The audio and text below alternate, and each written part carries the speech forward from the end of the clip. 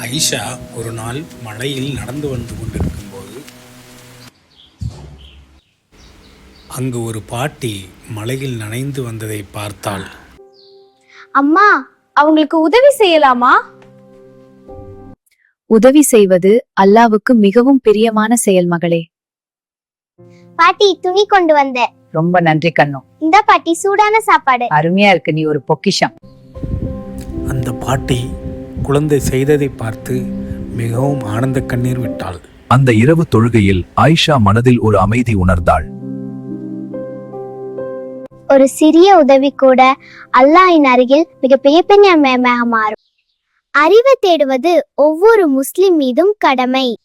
குழந்தைகளே, தினமும் புதிதாக ஒன்றை கற்றுக்கொள்ள முயற்சி செய்யுங்கள். நண்பர்களே, நாம் நல்ல மனிதர்களாக வளர வேண்டும் என்றால் நேர்மை, மரியாதை, உதவி இவையே நம்மை உயர்த்தும்.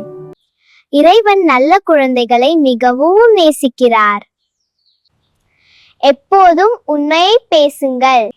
உண்மை பேசும் குழந்தைய இறைவன் மிகவும் நேசிப்பார். அம்மா, அப்பா சொல்வதை கவனமாக கேளுங்கள். தினமும் 5 நேர தொழுகை செய்வது நம்மை நல்ல பாதையில் நடத்தும். கோபம் வந்தால் அமைதியாக இருங்கள். சில நிமிடம் மௌனாக இருங்கள். நண்பருக்கு உதவுங்கள். பசியானவருக்கு உணவு கொடுங்கள். நன்றி.